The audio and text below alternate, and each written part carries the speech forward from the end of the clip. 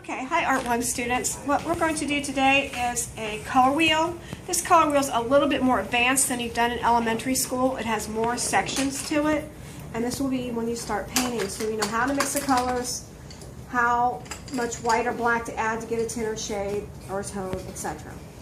Okay, these are partially done ones. What you're going to start out with is something that looks like this. I suggest first you just fill in your primary colors, your yellow, all right, your red, and your blue.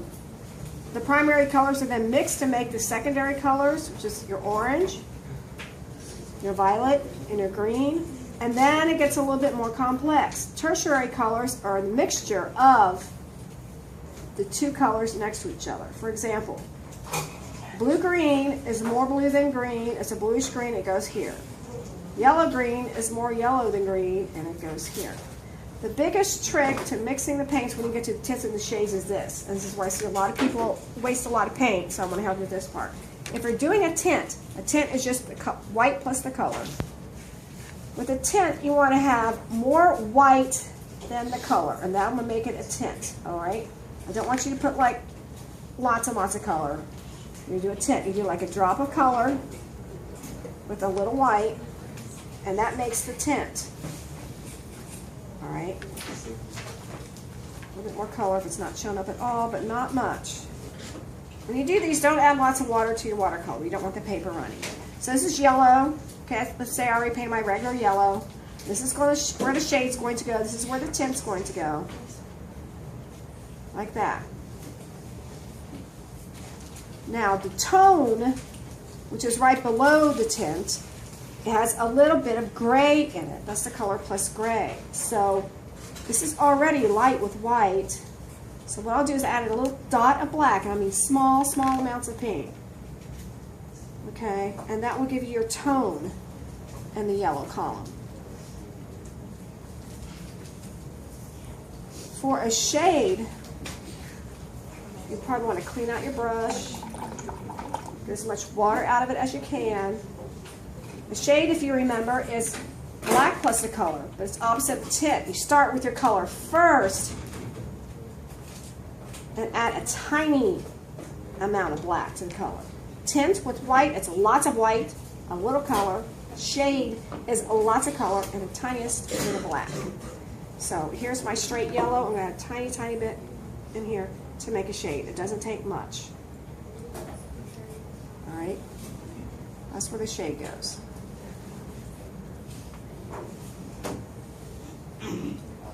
And then the color straight is what's called the hue. That's on the outer ring. Okay, so the color with no mixture of anything at all, mist the water out of my brush, is called the hue. Now we're going to learn about all these different color combinations because it's going to help us in painting. It helps us not waste paint. It helps us get interesting colors that we want. You just have more knowledge with it. Okay, so you're going to have your primary color on the outer ring and your secondary color, which are the hues. That's H-U-E. You're going to have your shade next, which is the color plus black. Then your tint, which is white plus a little bit of color. And then tone, which is adding a dot of black to it that gives it a grayish tone. So that's how you're going to be working on your color wheel. Now, towards the end when all this is done, there's a complement mix. I want you to see what it looks like on one end. Complementary colors are opposite each other on the color wheel. When you mix more green with red and then more red with green, it makes a deeper shade of those colors with not being in the shade ring. And I know it's a little confusing at first, but we'll get there. Okay, so to make my green, I'm going to add a little blue to the yellow. So I want a green. Enough to add more. Okay, there's a decent green right here. And if we want it, we mix the complement on this end with red and green, but we're going to do more green than red. So add a little bit of red to that.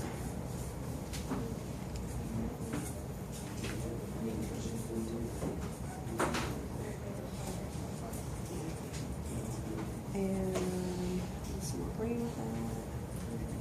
Okay, so that's a complement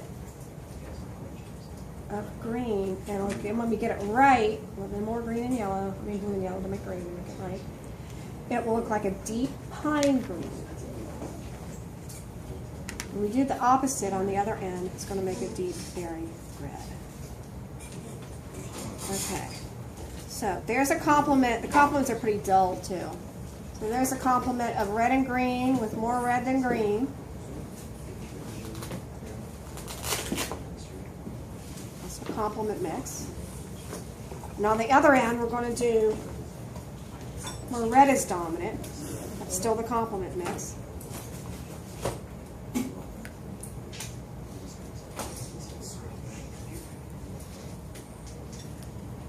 I think complement mixes are the hardest for people to understand. So we're only going to do those with the basic pairs. We're not going to do it all the way around. We're only going to do it with the red and green and the purple and yellow and the blue and orange. So once your color wheel is complete, it's going to be filled in the center square and then a little bit around the edges only on the complementary color pairs. Of course, this is a little bit more complicated than you're used to doing, so I will help you with the steps. But this is the thing that we're going to work on before we start doing actual painting. Okay, that's it.